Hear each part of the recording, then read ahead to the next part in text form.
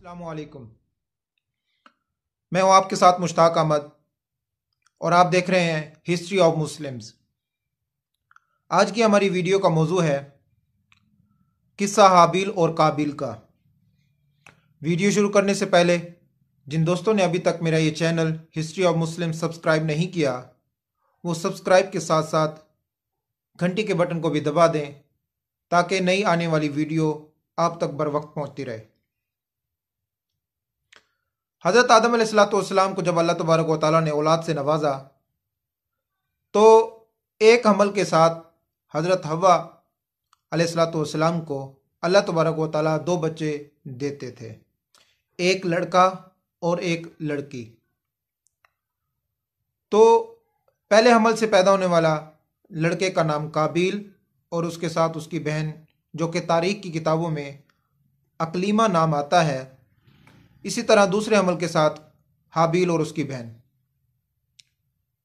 तो ये हाबिल और काबिल नाम किसी सही हदीस से साबित नहीं है, ये बनी इसराइल की रिवायात हैं और उससे ये नाम हाबिल और काबिल पता चलता है। ना इसका जिक्र कुरान पाक में है और ना ही अहदीस में है।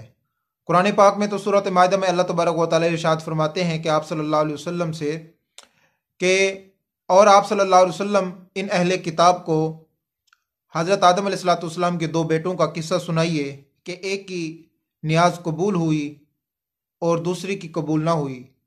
तो दूसरा कहने लगा कि मैं तुझे ज़रूर कत्ल कर डालूंगा, जबकि पहला बोला कि अल्लाह तबारक व तआला मुत्तकी लोगों की इबादत और मुत्तकी लोगों की जो अमल है वो कबूल फरमाता है।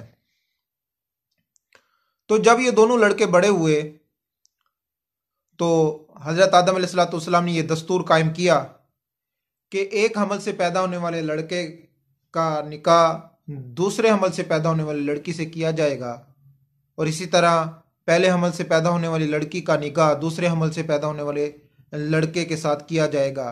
क्योंकि उस वक्त बहन भाई ही थे, सारे हज़रत आदम अलैहिस्सलाम की औलाद थे, मगर एक ही हमल से पैदा होने वाले जो लड़का और लड़की थे, हज़रत आदम अलैहिस्सलाम ने यह दस्तूर कायम किया कि एक ही अमल से पैदा होने वाले जो लड़का और लड़की हैं वो हकीकी बहन भाई होंगे, जबकि बाकी जो हैं दूसरे हमल से पैदा होने वाले वो हकीकी बहन भाई नहीं होंगे, क्योंकि नस्ल इंसानी को बढ़ाना था।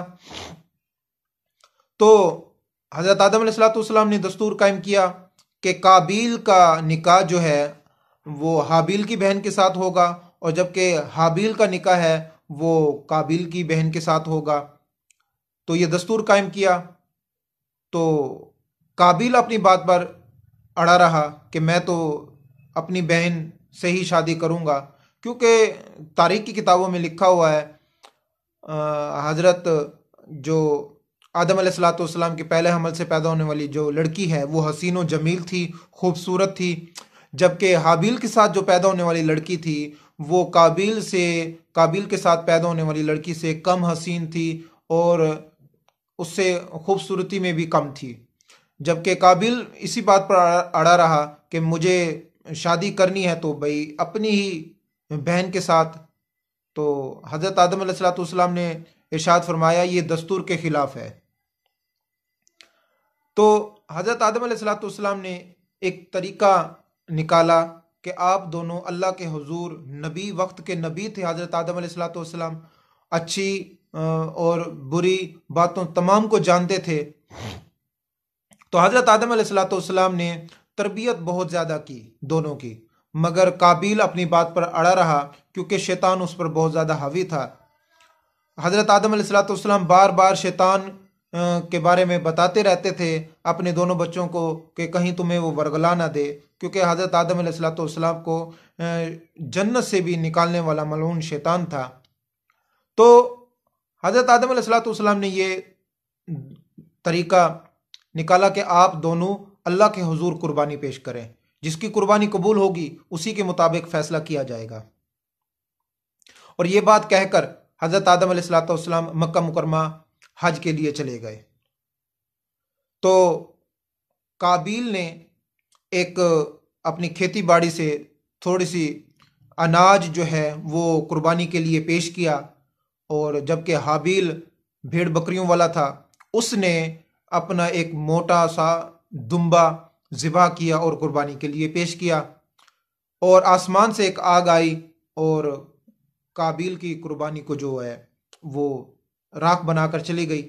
पहली उम्मतों में ये होता था कि कोई भी कुर्बानी करनी होती थी या गनीमत का माल होता था तो वो एक जगह मखसूस जगह पर रख दिया करते थे, और आसमान से एक आग आती थी और उसको वो आग ख़त्म कर देती थी उस कुर्बानी को। इसका मतलब ये होता था कि इन लोगों की कुर्बानी जो है कबूल हो गई। जबकि हाबिल की नीयत सही थी और काबिल की नीयत में फतूर था, तो इसीलिए काबिल की कुर्बानी कबूल ना हुई। तो जब उसने ये देखा कि मेरी कुर्बानी कबूल नहीं, तो उसे मजीद गुस्सा आया।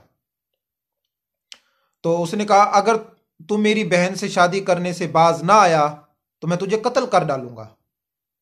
तो काबिल ने कहा, अल्लाह ताला परहेजगारों का माल कबूल फरमाता है। तो उसके अल्लाह ताला कुरान पाक में इरशाद फरमाते हैं कि उसके जी ने उसके भाई को कत्ल करने के लिए आमादा कर दिया, तो उसने कत्ल कर डाला। तो जब उसने अपने भाई को कत्ल कर दिया तो सोचने लगा अपने भाई की लाश को किस तरह छुपाए।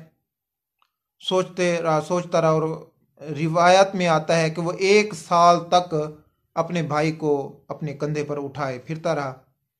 तो अल्लाह तबारक व तआला ने 2 कौवों को भेजा। एक कौवे ने दूसरे कौवे को कत्ल कर डाला। जब उसने कत्ल कर डाला तो वो ज़मीन से मट्टी अपने पंजों से खुरेदने लगा।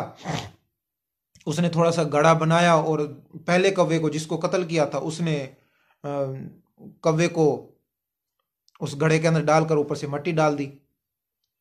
तो काबिल ये सारा मंजर देख रहा था, अफसोस करने लगा, हाय अफसोस, मैं तो इस कौवे से भी गया गुजरा हूं, बहुत शर्मिंदा हुआ।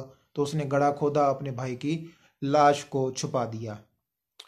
हजूर अक़दस सल्लल्लाहु अलैहि वसल्लम का इरशाद है कि दुनिया के अंदर जितने भी नाहक कत्ल होंगे, कत्ल करने वाले को भी उतना ही गुनाह मिलेगा, अजाब मिलेगा, और उतना ही गुनाह काबिल को भी मिलेगा, क्योंकि सबसे पहला कातिल जो है वो काबिल है, और कत्ल करने के जो तरीका है वो काबिल ने ईजाद किया था। हजूर अक़दस सल्लल्लाहु अलैहि वसल्लम का इरशाद है कि जो नेक अमल इंसान करता है वो जब तक नेक अमल जारी रहेगा तो उसको उसका बराबर सवाब मिलता रहेगा, और करने वाले के सवाब में भी कमी नहीं होगी। और इसी तरह जो अगर बुरा काम करता है तो वो बुरा काम जब तक चलता रहेगा करने वाले को भी उतना ही सजा और गुनाह मिलेगा, और जिसने इजाद किया था वो बुरा काम उसको भी इतना ही अजाब और गुनाह मिलेगा। तो हम तमाम दोस्त अज़्म करें कि इंशाअल्लाह ज़िंदगी भर नेक काम करेंगे, अच्छे काम करेंगे और बुरे कामों से बचते रहेंगे। तो इसी के साथ इजाज़त चाहता हूँ। अस्सलामु अलैकुम वरहमतुल्लाह वबरकातुहू।